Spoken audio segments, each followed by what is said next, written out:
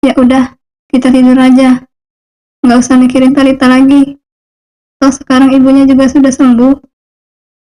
Aku mengajak Rafael untuk berbaring. Dia merengkuh tubuhku, seakan-akan aku ini tidak boleh jauh darinya. Kan, kita nggak malam pertama lagi. Aku tertawa. Perasaan tadi siang udah deh. Masa namanya masih malam pertama? Dia mengeratkan pelukan di perutku. Ya masih lah. Tadi kan siang. Malamnya belum. Jadi ini masih malam pertama. Oh astaga. Dia benar-benar pintar memainkan kata-kata. Gue ngantuk, Raf. Besok aja ya. Elah Tan, pelit amat. Ya udah deh, gue tidur aja. Pelukannya terlepas. Rafael merubah posisinya. Kini dia membelakangiku. Dia ngambek. Aku mendekat. Kuciumi tengkuk lehernya, hingga dia berbalik lagi. Lalu seperti tadi siang, kami kembali melakukan malam pertama, kata Rafael. Dasar bocah, untung sayang. Semenjak menikah, Rafael sangat hobi mengeringkan rambutku. Setiap aku sudah memegang hair dryer, dia selalu mengambil alih. Mau jadi pegawai salon lu? Ejekku. Emang pantas ya? Ucapnya sembari bergaya menyisipkan rambut ke belakang telinga. Aku tergelak melihatnya. Is, jangan kayak gitu. Geli gue. Aku memukul lengannya. Dia pun ikut tertawa. Ya masa gue mau jadi pegawai salon? Badan udah kekar begini juga. Nih, lihat nih. Dia menunjukkan otot lengannya padaku. Well, boleh juga. Sahutku. Sekarang lo pasti ngiler lihat roti sobek gue. Dia membuka kaosnya. Lalu terpampanglah perutnya yang memang mirip roti sobek. Ada 6 kotak di sana. Hanya dengan melihatnya saja, wajahku sudah terasa panas. Apalagi jika menyentuhnya. Bukankah aku memang sudah menyentuhnya? Aku bahkan sudah menyentuh yang jauh lebih privasi dari itu. Skip. Makin melantur nanti jadinya. Udah, tutup lagi itu perutnya. Buruan keringin rambut gue. Dengan telaten, Rafael mengeringkan rambutku kembali. Tan, seandainya lo gue ajak hidup susah, mau nggak? Keningku mengernyit. Kenapa harus hidup susah? Kan kita udah hidup enak sekarang. Ini harta orang tua lo. Gue pengen kita tinggal di rumah yang gue beli sendiri. Tapi ya, lo tau lah orang kayak gue. Kalau beli rumah, pasti jauh dari kata mewah. Aku tersenyum, lantas berbalik. Kupeluk pinggang Rafael dengan erat. Gue mau tinggal di mana aja asal sama lo. Jawabku. Ih, lo so sweet banget sih Tan. Jadi makin cinta gue sama lo. Dia mengecup-cup kepalaku lama, mengalirkan kehangatan sampai di dalam dada. Hari ini, Rafael mulai masuk kerja kembali. Aku mengantarnya sampai ke toko. Sebenarnya dia menolak karena malu, tapi aku memaksa. Aku tidak mau terjadi hal buruk lagi padanya. Saat dia kritis kemarin, rasanya aku juga ikut sekarat. Aku benar-benar tidak bisa untuk kehilangan. Gue malu Tan, lo antarin begini. Masa suami diantarin istri ke tempat kerja pakai mobilnya? Kayak gak ada harga diri gue. Mana gue cuma kerja di toko lagi. Aku menghembuskan nafas kasar, mulai lagi rendah dirinya. Stop ya, gue gak mau dengar apa-apa lagi. Sekarang lo masuk, kerja yang benar. Jangan mikir macam-macam. Kalau merasa pusing, langsung hubungi taksi, terus pulang.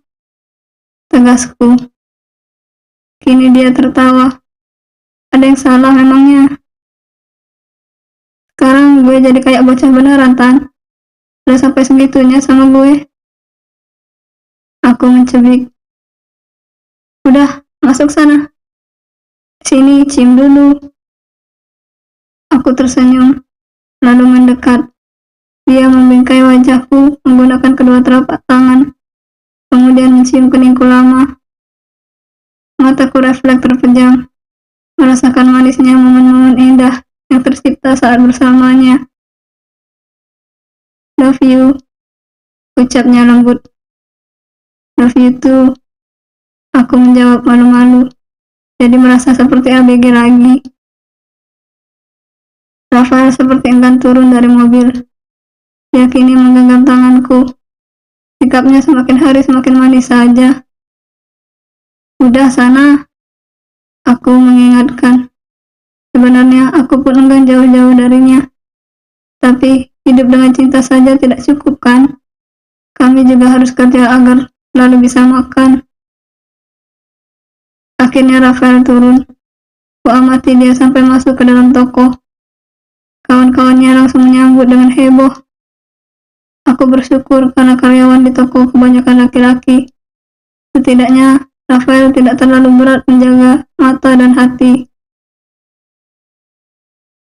Mobil mulai kulajukan kembali menuju toko kue. Rasanya hidup jauh lebih bermakna dengan adanya cinta memang. Sebelum Rafael datang, rasanya hidupku kosong, seperti tak ada nyawa di dalamnya. Setiap hari hanya bekerja, lalu tidur. Namun sekarang semuanya berubah. Dia memberi warna yang begitu indah di hidupku. Saat mobil memasuki pelataran toko, kulihat ada seorang laki-laki berbadan tambun duduk di kursi depan etalase kue. Dia sedang berbincang dengan Vira. Dari belakang, laki-laki itu tampak familiar, seperti pamannya Talita. Aku bergegas keluar dari mobil. Kebetulan sekali, mungkin aku bisa menggali informasi dari pamannya Talita ini. Selamat pagi, Om, sapaku. Dia menoleh, menatapku dari atas hingga bawah, membuatku risih sebenarnya, tapi aku berusaha bersikap biasa saja. Ya, selamat pagi. Kamu bukannya yang waktu itu di rumah Nadia, kan? Nadia? Ah ya, itu nama depan Talita. Iya, Om. Om lagi nyari kue apa? Di sini tersedia berbagai macam kue loh, Om. Tinggal pilih saja, ucapku seakrab. Sambil bicara, mataku menelisik laki-laki ini. Semua yang melekat di tubuhnya bukan barang murah. Jika benar dia pamannya Talita, kenapa dia tidak membantu biaya pengobatan saudaranya? Oh ya, ini tokomu. Ah, iya, Om. Aku tergagap karena tengah fokus pada pikiran sendiri. Paman Talita telah selesai membeli kue. Dia membelikan kue tart untuk cucunya. Ya, dia memang sudah pantas memiliki cucu. Sebelum dia benar-benar masuk ke mobil, aku menahannya. Tunggu, Om. Dia berbalik, menutup kembali pintu mobil yang sudah sempat dia buka. Ya, bisa minta waktu Om sebentar? Saya ingin menanyakan beberapa hal penting. Laki-laki berperut buncit ini menatapku intens. Please, rasanya ingin kucolok saja kedua mata itu. Jangankan sebentar, lama juga boleh. Ucapnya diiringi kekekehan. Terdengar menjengkelkan di telingaku. Kami duduk di samping toko. Di sana memang telah kusiapkan tempat duduk, lengkap dengan meja dan payung. Ya, cukup nyaman digunakan sebagai tempat berbincang. Ponsel kusiapkan di pengambilan video. Sengaja aku pegang dengan posisi miring agar laki-laki ini tak curiga bahwa ponselku menyala. Aku berharap akan mendapat informasi penting yang bisa kugunakan sebagai bukti untuk Rafael. Kita hanya berdua sekarang, Om. Jadi saya mohon, Om jujur saja. Sebenarnya, Om ini siapanya Talita? Tanyaku to the point. Laki-laki itu menatap serius. Keningnya sampai berkerut. Lalu, tak lama kemudian, tawanya pecah. Entah apa yang ditertawakannya, aku juga tidak tahu. Om? Aku mengingatkan. Oke, maaf. Dia menjeda ucapan. Bahkan jari telunjuknya menyeka sudut mata yang berair akibat terlalu gencar tertawa. Kamu dan laki-laki yang datang ke rumah Nadia waktu itu sudah dibohongi. Nadia itu sebenarnya wanita panggilan. Dia sering menjajakan diri lewat media sosial. Jantungku rasanya hendak melompat dari tempatnya. Rasanya hampir kehabisan nafas juga. Tenggorokanku pun kering seketika. Oh, wanita panggilan? Ya, saya bahkan sudah sering menggunakannya. Sungguh, aku merasa jijik mendengarnya. Ternyata Rafael ditipu mentah-mentah oleh penampilan polos Talita. Selain untuk mencari biaya berobat ibunya, gaya hidup Nadia sendiri terkesan mewah. Dia suka barang-barang branded. Sementara dia orang tak mampu. Saat dia butuh uang, dia akan menghubungi saya. Lalu kami akan menghabiskan waktu bersama yang penuh dengan kenikmatan. Dia tertawa lagi. Aku bergidik ngeri. Ternyata sudah sejauh itu perilaku Talita. Aku masih speechless. Sampai akhirnya laki-laki berperut buncit ini menyentakku dari lamunan. Jika ingin melihat sendiri, datanglah malam nanti ke tempat ini. Laki-laki itu menyodorkan ponselnya. Di sana tertulis sebuah alamat. Aku mengingatnya baik-baik di dalam otak. Sekarang saya pergi dulu. Ada urusan penting. Baik Om, terima kasih atas waktunya. Laki-laki itu masih sempat menatapku lama sebelum akhirnya benar-benar pergi. Aku menghela nafas lega. Berhadapan dengan lelaki itu membuatku takut. Matanya buas, seakan-akan ingin menerkam.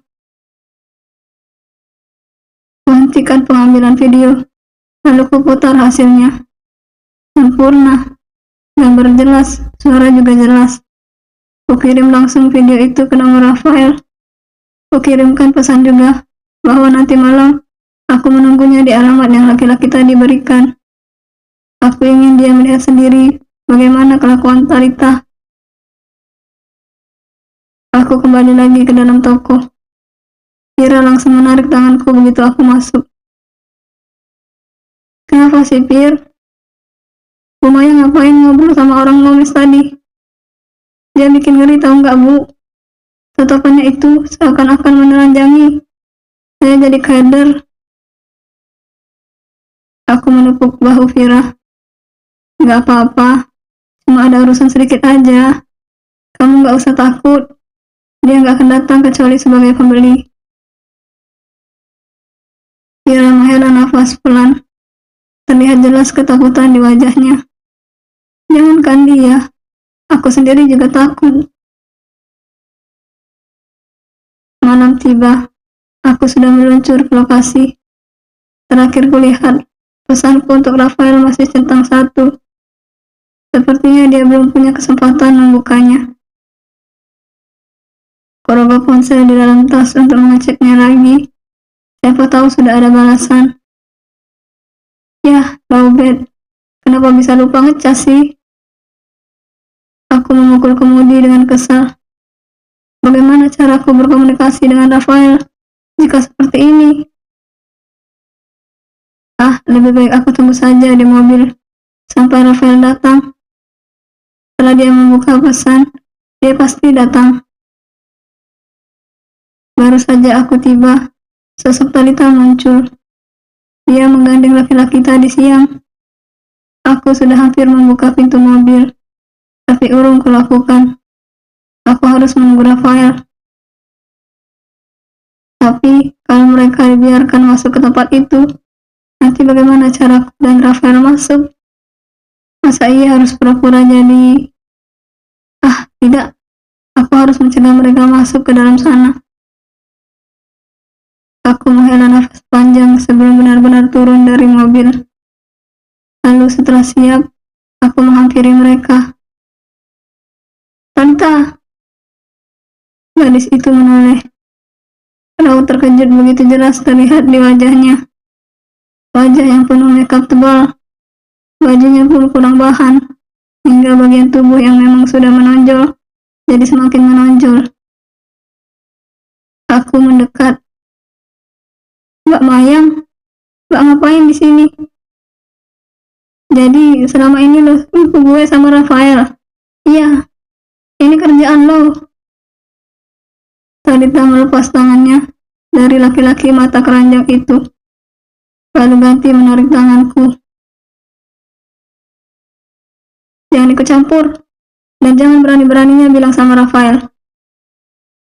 Hah, apa dia mengancamku sekarang? Hebat sekali. Dia seperti dua orang yang berbeda.